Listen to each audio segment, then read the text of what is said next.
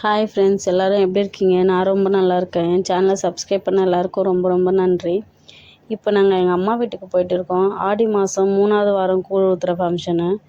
நானும் என் 2 பொண்ணுங்களும் ஆட்டோவில் போயிட்டு இருக்கோம்.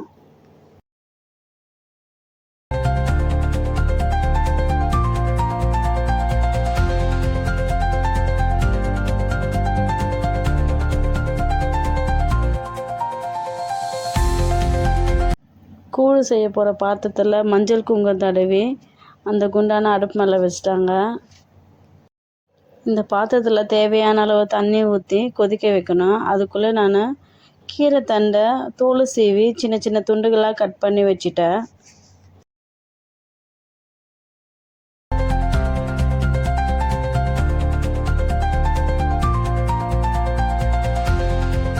தண்ணி நல்லா கொதி வந்ததுக்கப்புறம் இதுக்குள்ளே பச்சரிசியை சேர்த்துக்கலாம். நம்ம கழுவி சேர்த்துக்குங்க.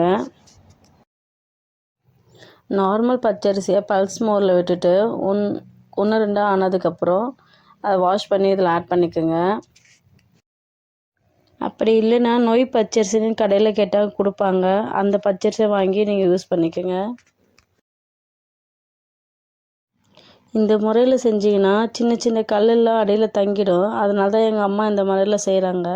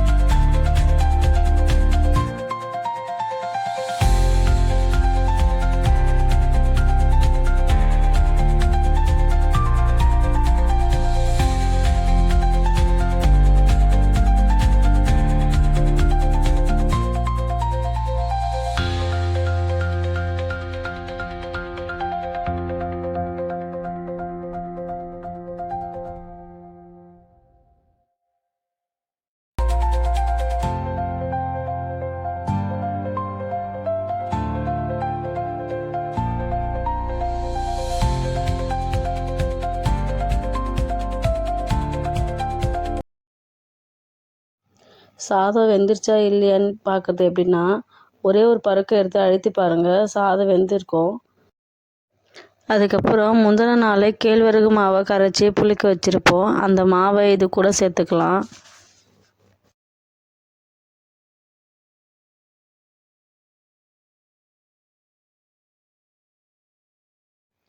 இதை இப்போ பொறுமையாக ஊற்றிட்டு இருக்கணும். இன்னொருத்தவங்க கிளறி விட்டுட்டே இருக்கணும், இல்லைன்னா கட்டி கட்டி ஆகிடும். இந்தமாரி செஞ்சிங்கன்னா கட்டிப்படாது.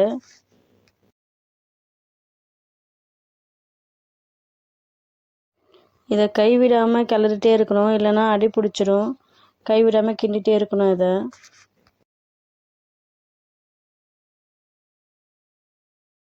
இது எப்படி வெந்துச்சுன்னு கண்டுபிடிக்கிறேன்னா, தண்ணியில் கை வச்சு தொட்டு பாருங்கள், கையில் ஒட்டக்கூடாது. இதான் சரியான பக்குவம். இந்த கூழை சனிக்கிழமை ஈவினிங் காய்ச்சி வச்சுட்டு ஞாயிற்றுக்கிழமை மதியானம் தான் ஊற்றணும். அதை கூழை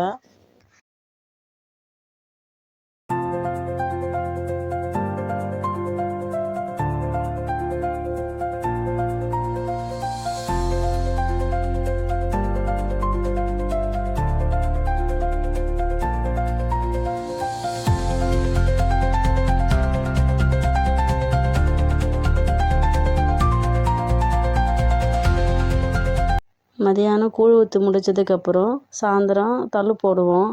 அதுக்காக நான்வெஜ் செஞ்சு படைப்போம். அதுக்காக தான் இப்போ செஞ்சுட்டு இருக்கோம். ஒரு கடாய் வச்சு எண்ணெய் ஊற்றி தேவையான அளவு பட்டை, கிராம்பு, ஏலக்காய் எல்லாம் சேர்த்துக்குங்க. இப்போ இது கூடவே வெங்காயத்தை சேர்த்து வதக்கி விடணும்.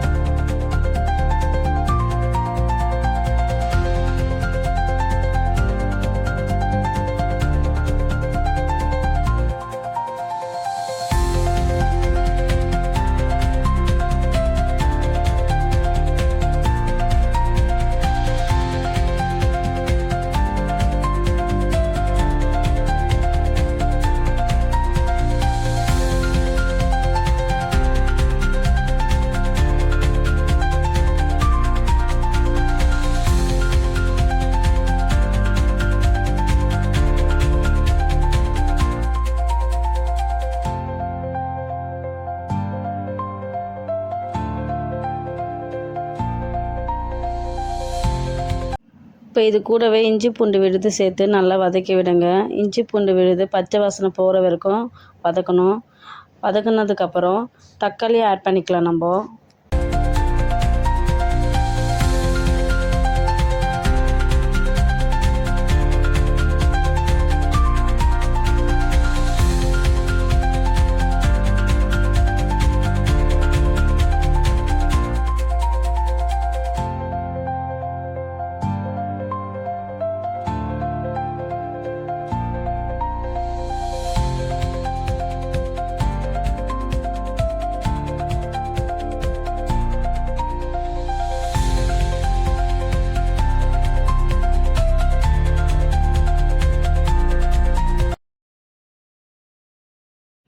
வெங்காயம் தக்காளி நல்லா வதங்கினதுக்கப்புறம் கறியை ஆட் பண்ணிக்கலாம்.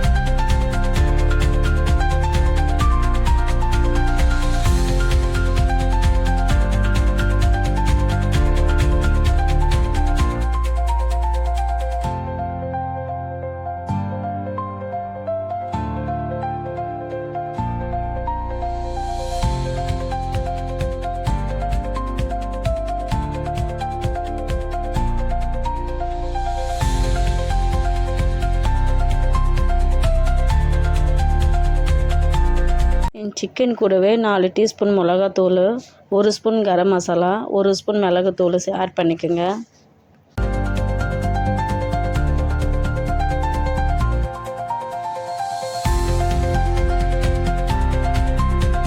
இப்போ இது கூட 1 ஸ்பூன் ஆயில் மேலே விட்டுக்குங்க. இப்போ எல்லாமே சேர்த்து ஒன்றா கிளறி விட்டுட்டு 1/2 டம்ளர் தண்ணி விட்டு கொதிக்க வைங்க. உங்களுக்கு சிக்கன் கிரேவியே வேணும்னா 1/2 டம்ளர் தண்ணி விட்டு கொதிக்க வைங்க. அப்படி இல்லை குழம்பா வேணும்னா 1 டம்ளர் ஃபுல்லாக ஊற்றிக்குங்க.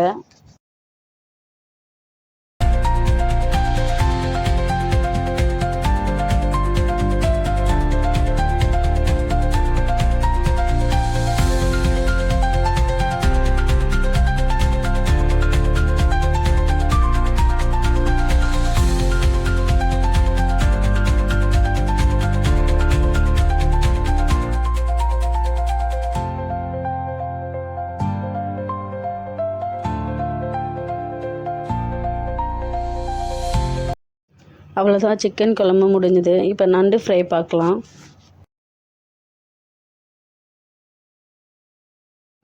ஒரு கடாய் வச்சு எண்ணெய் ஊற்றி அதில் வெங்காயம், கருவேப்பிலை போட்டு நல்லா வதக்கணும். உப்பு போட்டிங்கன்னா சீக்கிரம் வதங்கிடும்.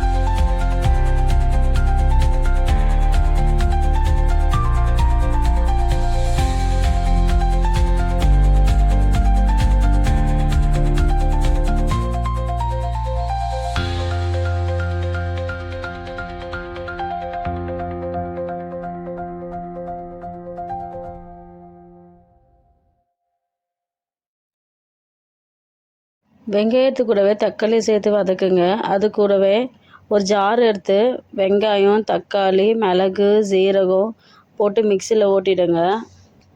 இப்போ மிக்சியில் அரைச்சோம் இல்லையா, வெங்காயம், தக்காளி, மிளகு, சீரகம் விழுதை இது கூட சேர்த்துக்கலாம். நம்ம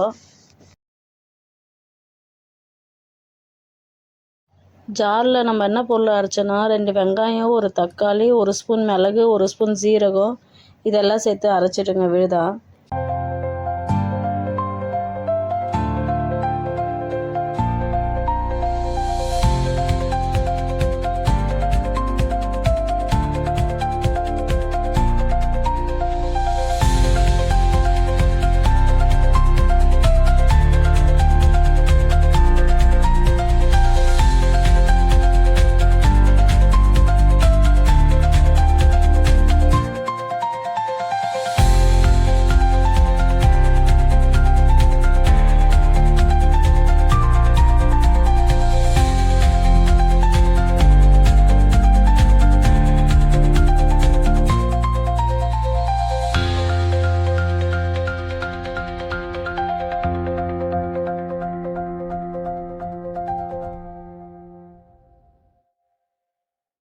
இப்போ இது கூடவே நம்ம வாஷ் பண்ணி வச்ச நண்டை இதுக்குள்ளே ஆட் பண்ணிக்கலாம். தேவையான அளவு மிளகாத்தூளை சேர்த்துக்குங்க.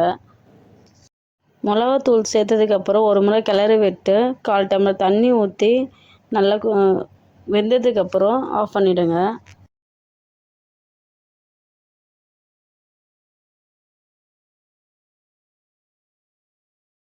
இப்போது எறா தொக்கு தான் செய்ய போகிறோம். அதுக்கு ஒரு கடாயை வச்சு எண்ணெய் ஊற்றி பட்டை, கிராம்பு, ஏலக்காய், 2 பிரிஞ்சி இலை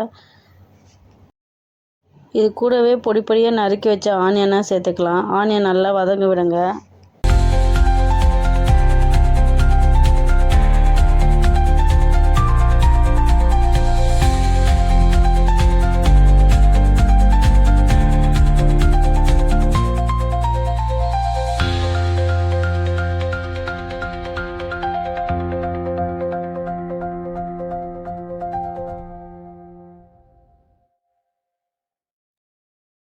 வெங்காயம் நல்லா வதங்கிட்டு இருக்கும் போதே பக்கத்தில் நண்டு கிரேவி வச்சுருந்தோம். அது வெந்துருச்சா இல்லையான்னு சொல்லிட்டு ஓப்பன் பண்ணி பார்த்தோம்.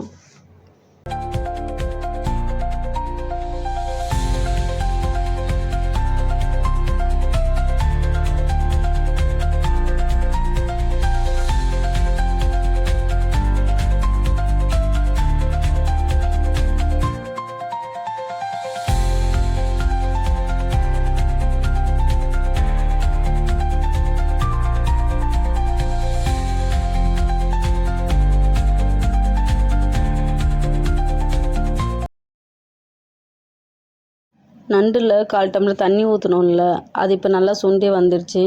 கிரேவி ரெடி ஆயிடுச்சு, நண்டு கிரேவி.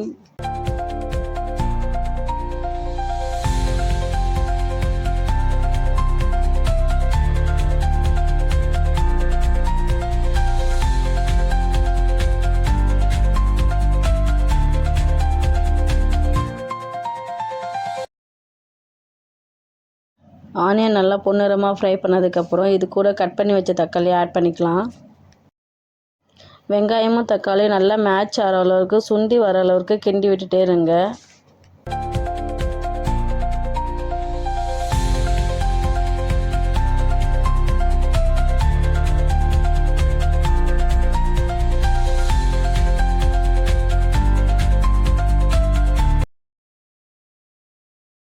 வெங்காயமும் தக்காளியும் இந்த அளவுக்கு சுருண்டு வந்ததுக்கப்புறம் இது கூடவே தேவையான அளவு மிளகாத்தூள் சேர்த்து ஒரு முறை கிளறி விடுங்க.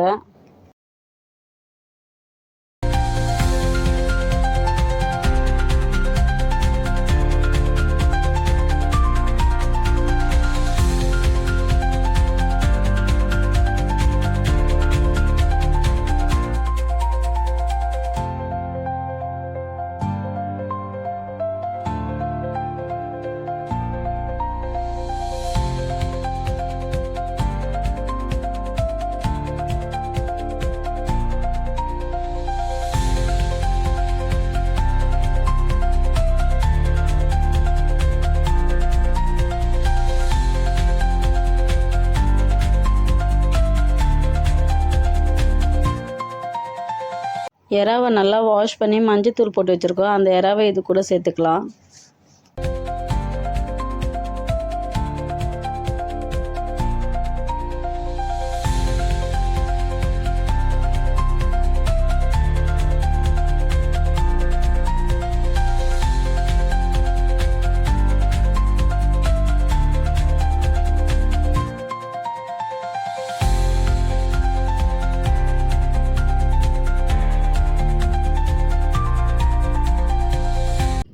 இறாவை போட்டதுக்கப்புறம் ஒரு முறை எல்லாத்தையும் சேர்த்து கிளறி விடுங்க.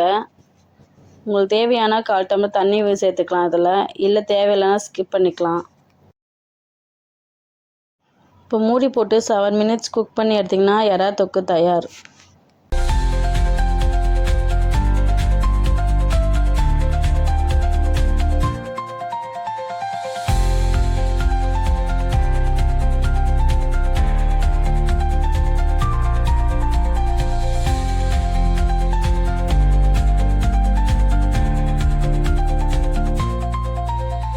இப்போ வாங்க என்னென்ன செஞ்சோன்னு காமிக்கிறேன். சாதம், முட்டை, மீன் வறுவல், மீன் குழம்பு, சிக்கன் தொக்கு, நண்டு வறுவல்,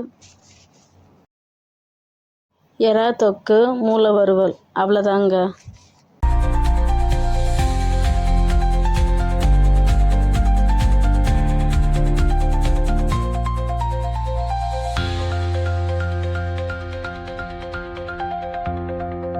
இந்த வீடியோவை இவ்வளவு பொறுமையாக பார்த்த எல்லா அன்பு உள்ளங்களுக்கும் என் மனமார்ந்த நன்றி. இந்த வீடியோ உங்களுக்கு பிடிச்சிருந்ததுன்னா லைக் பண்ணுங்கள், ஷேர் பண்ணுங்கள், கமெண்ட் பண்ணுங்கள். சப்ஸ்கிரைப் பண்ணாதவங்க சப்ஸ்கிரைப் பண்ணிட்டு பக்கத்தில் இருக்கிற பெல் ஐக்கனை கிளிக் பண்ணுங்கள்.